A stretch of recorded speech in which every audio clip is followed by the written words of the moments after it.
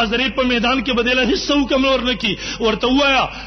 مقبره ته راوړل په دې طریقې سره د فقهاو شرایط د خپل اندي کول فقهاو ورته فدیه ویل دا فقهاو د غیره پر شرایط ذکر کړی دي هغه ټول شرایط نشته تا مقبره کې چې کومل لانجه جوړه کړی دا دلته خلق د فکر اخرت پته مدي دلته خلق رااله چې مرګ را یاد شي دلته خلق رااله چې الله او رسول انسان تر یاد شي دلته مقبره ته خلق رااله چې دا زما په شان یو ځوانو د مخ د پاسه ګرځېدو نن د زمکه د لاندې شو ما ته دغه منظر را یاد شي تاسو هغه مقبرو هغه حالاتم بدل کو هغه په جګړه باندې واړو هغه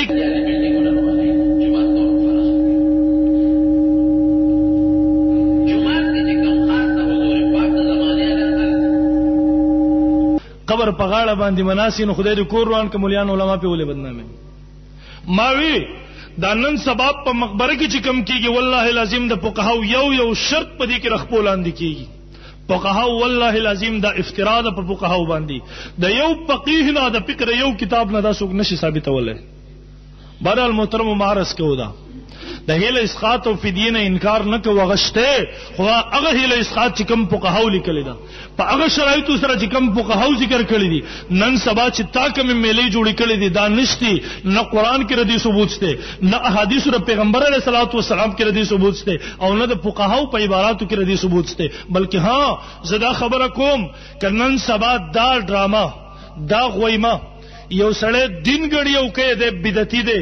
د بدعاتو کې مبتلا دی که یو سړی دا دین نه غني دا پتور د رسم او رواج باندې کوي مقبره ترازی د لانجه او غیمیل ته جوړي زموږ رسم او رواج دی په دواړو صورتونو کې د تر کول پکار دي ها په قهو چې په کوم شرایطو سره لیکلي دي په هغه شرایطو سره کول ام پکار دي او کول جایز هم دي دا غي انکار نشته بهر المحترم ورز مې دا کو چې فقهاو د دین اسلام دواړه طرف ته سلور واړه طرفونو ته ولاړ دي حفاظت کې الحمدلله او محترم دایات وساتئ اخیره خبره کوم ان شاء الله به خپل خبرې لازم ختموم دایات وساتئ نن غیر مقلدم دا چغوي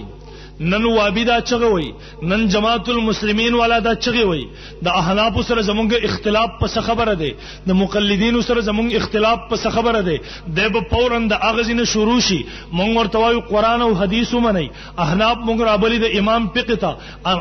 احناف وای مقلدین وای فقه ومنه فقها ومني د یاد وساتئ محترمو زمونږ کلم په دې خبره کې اختلاف نشتی دا خبره اتفاقی ده مونږ وای قران او حدیث منل دا ایمان ده قرآن او حدیث نه انکار کول دا کفر دی دا زمونږ د مقلدین او احناف النظریه دا زمونږ د اهل سنت والجماعت علماء دیوبند موقف او مسلک دی ها زمونږ د وابیانو سره جګړه په خبره ده زمونږ د بریلیانو سره جګړه په خبره ده بریلیان ام ناره لګي یو طرف ته غیر مقلد وای احناف ته فقه طرف ته راکاږي قرآن حدیث نه دلري کوي بل طرف ته بریلیان چغي وای احناف ته قرآن او حدیث نه فقه پنوم باندې لري کړي بیا واپس دغه احناف واپس فقه نمنی زم ز علماء دیوبند سره تعلق ساتم علماء دیوبند اهل سنت والجماعت اعتدال والا مسلک او نظریه لري وکذالک جعلناکم امه وسطا لتكونوا شهداء علی الناس الله رب العزت د دې امت صفت بیان کړل ده دا اعتدال والا امت ده دیو عقاید نظریات اعتدال والا دي د دیو مسائل او اعمال اعتدال والا دي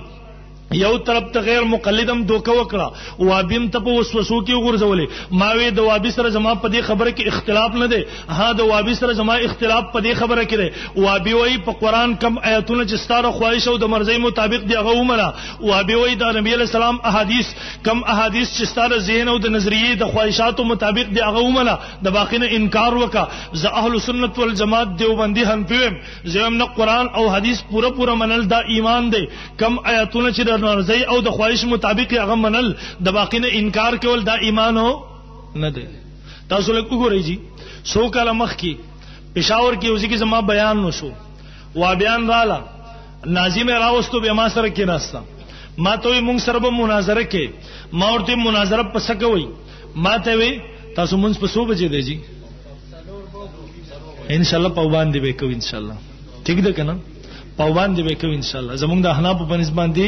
مناسب ټیم دی ان شاء الله ما ورته مرګري په سبا باندې مناظره کې د ما ته وي زبو مناظره کول غواړم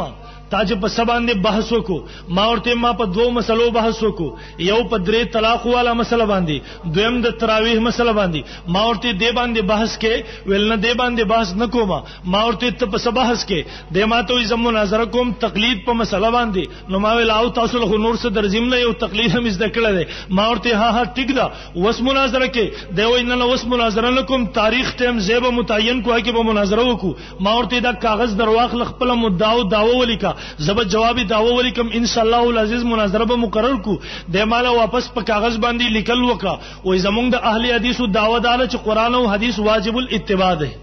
قران او حدیث څه ده یعنی دا قران او حدیث اتباع واجب ده ما ورته مرګری دی کې خو اختلاف نشته په کومه خبره کې چې اختلاف دی اغه راشه تقلید ته کفر و شرک و حرام و اغه ولیکا قران او حدیث واجب الاتباع ده دا زمونږ د علماء دیوبند اهل سنت والجماعت نظریه ده څوک چې دینه انکار کوي مونږ وایو دا د اسلام نه خارج دی اسلام کې داخل نه دی د مسلمان نه دی کافر دی په دې سره د اسلام د دایره نه وځي ما ورته ها مرګری تقلید والا مسله ولیکا د ما ته ان الله بس دا زمونږ نظریه ده ما ورته ټیک د کاغذ مال راکا د خپل کاغذ لیکلیو مونږ اهل حدیث قران او حدیث واجب الاتباع غنو ما ورته لاندې ولیکل ما ان شاء الله مونږ احناف اهل سنت والجماعت علماء دیوبند با مناظره کې دا خبره ثابتو چې اهل حدیث په خپل دې داوا کې دروغجن دي اهل حدیث په خپل دې داوا کې سدي ما ته وی یار ته ولیکل چې تقلید واجب دی نو ما ورته تقلید مسلې له ترازینو په مایو ولیکي ته تقلید لراشه زبم په تقلید لیکل وکما ته قران حدیث واجب الاتباع داودی ولیکل مال هغه مطابق جواب دا ولیکل ما ورته ان شاء الله د مناظره پورس بس ثابتوم قران وای اصول سلور دی اطیع الله قران مجید اطیع الرسول احادیث د نبی علیہ السلام واولی الامر منکم